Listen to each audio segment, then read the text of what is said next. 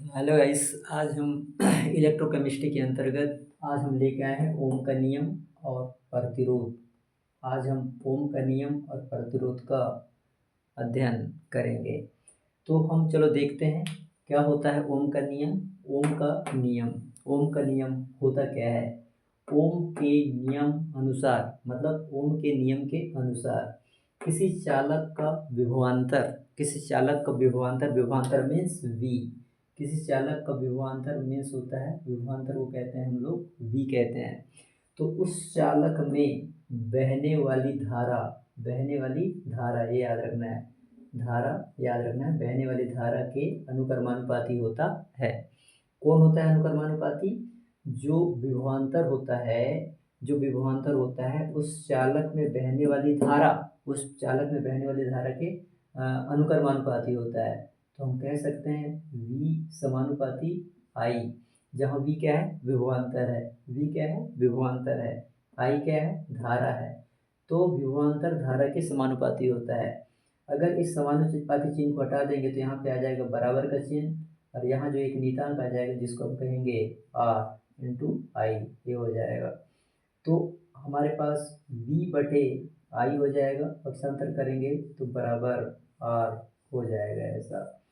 तो बराबर R हो जाएगा।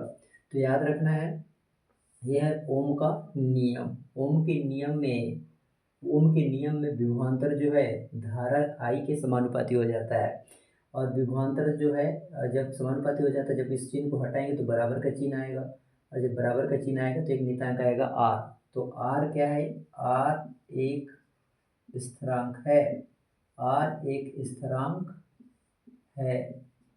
R एक स्थिरांक है जिसे विलयन का प्रतिरोध कहते हैं। विलयन का क्या कहते हैं? इसको प्रतिरोध कहते हैं, ये याद रखना है। प्रतिरोध कहते हैं। जहाँ R क्या है? R एक स्थिरांक है जिसे विलयन का क्या कहते हैं? प्रतिरोध कहते हैं, ये याद रखना है। और R का मात्रक क्या होता है? R का मात्रक होता है ओम, ये भी याद रखना है। मतलब ओम के नियम में जो स्थिरांक R आता है जिसे विलयन का प्रतिरोध कहते हैं, तो प्रतिरोध का मात्रक क्या होगा? ओम होगा। प्रतिरोध का मात्रक क्या होगा? ओम होने वाला है, ये याद रखना है। प्रतिरोध का मात्रक ओम होता है। तो प्रतिरोध का मात्रक ओम होता है, ये शब्द याद रखना है। और दूसरी बात, जो विभवांतर होता है, इसका मात्रक क्या होता है? विभवांतर का मात्रक होता है वोल्ट। विभवांतर का मात्रक क्या होता है? वोल्ट होता है, ये भी याद रखना है। विभवांतर का मात्रक क्या होता है? वोल्ट होता है। विभवांतर का मात्रक वोल्ट होता है। और जो धारा है, धारा I, इस धारा I का मात्रक होगा एम्पियर, याद रखना है। एम्पियर, धारा का मात्रक क्या होता है? एम्पियर। तो हमने क्या सीखा? हमने ये सीखा कि विभवांतर का मात्रक वोल्ट, धारा का मात्रक एम्पियर। और इस फार्मूला को हमने डिराइव किया तो जो R आया स्थिरांक, जिसे हम कहते हैं विलयन का प्रतिरोध कहते हैं, विलयन का प्रतिरोध। तो उस R का मात्रक क्या है? ओम है। उस R का मात्रक क्या है? ओम है। तो ओम का ये नियम है।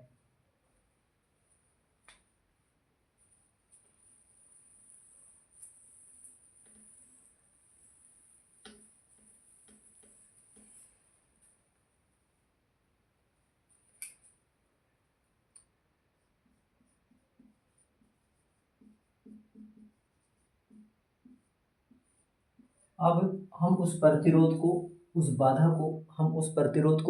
को समझने की कोशिश करेंगे।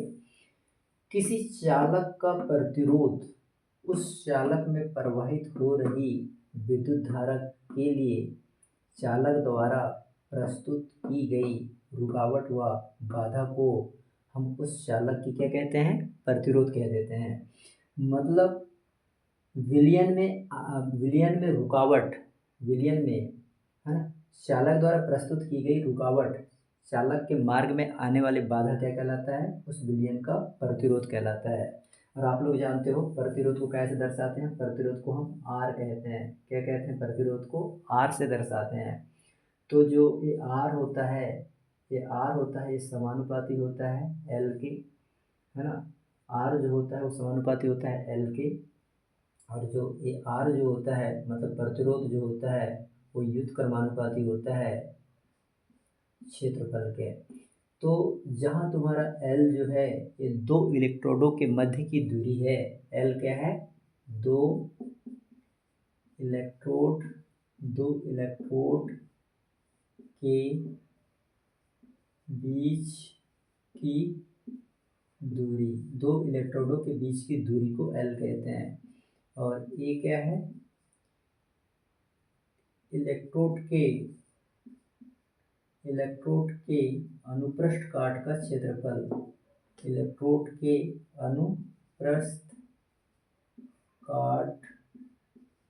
अनुप्रस्थ काट का क्षेत्रफल है, अनुप्रस्थ काट का क्या है, क्षेत्रफल है। तो इस प्रकार से हम इसको आगे हल कर सकते हैं, इसको।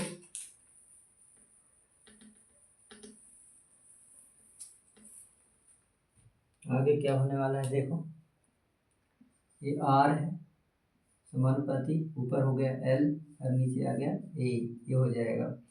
तो यहाँ पे जब आर बराबर, जब आप इस चिन्ह को हटाओगे तो यहाँ एक चिन्ह आएगा रो इंटू एल अपान ए, है ना। तो यहाँ पे जब इस चिन्ह को हटाओगे मतलब समानुपाती स्थिरांक हटाओगे तो रो आएगा। जहाँ पे ये रो जो है एक स्थिरांक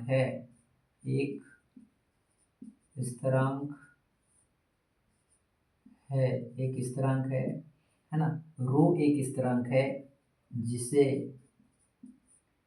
विलयन की प्रतिरोधकता कहते हैं, प्रतिरोधकता कहते हैं, याद रखना है। रो को क्या कहेंगे, प्रतिरोधकता कहेंगे। इस रो को क्या कहेंगे, प्रतिरोधकता कहेंगे। क्या कहेंगे, प्रतिरोधकता कहेंगे। ये याद रखना है, रो को क्या कहेंगे, प्रतिरोधकता। अगर हमें रो का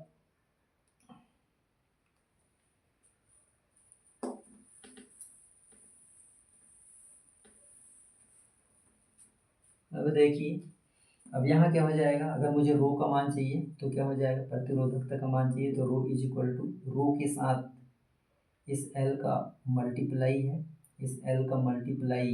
है, इसलिए एल आएगा नीचे आ जाएगा ऐसा, और आर इंटू ए चले जाएंगे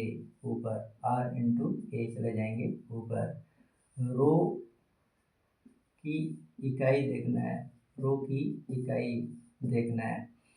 तो rho is equal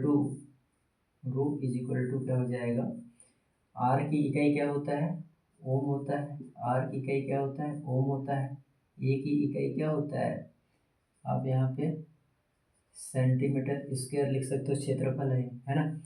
Om, are की इकाई ओम, ए की इकाई सेंटीमीटर स्क्वायर, और एल की इकाई भी आप लोगों को सेंटीमीटर में रखना है, लंबाई की इकाई सेंटीमीटर। 1 सेंटीमीटर से 1 सेंटीमीटर कैंसिल, तो यहाँ पे हमको रो की इकाई मिलने वाला है ओम सेंटीमीटर।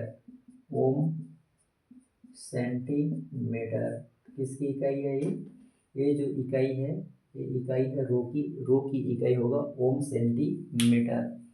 सेंटीमीटर होने वाला है।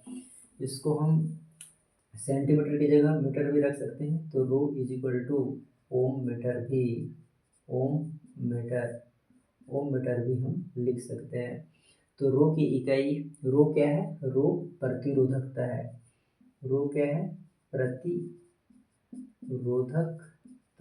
प्रतिरोधकता है, ये याद रखना है, प्रतिरोधकता है।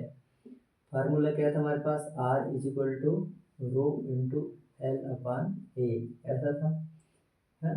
यदि एल के मान 1 सेंटीमीटर रख दें और ए का वैल्यू 1 सेंटीमीटर स्क्वायर रख दें तो आर इज इक्वल टू रो हो जाता है, इसको भी ध्यान देना है।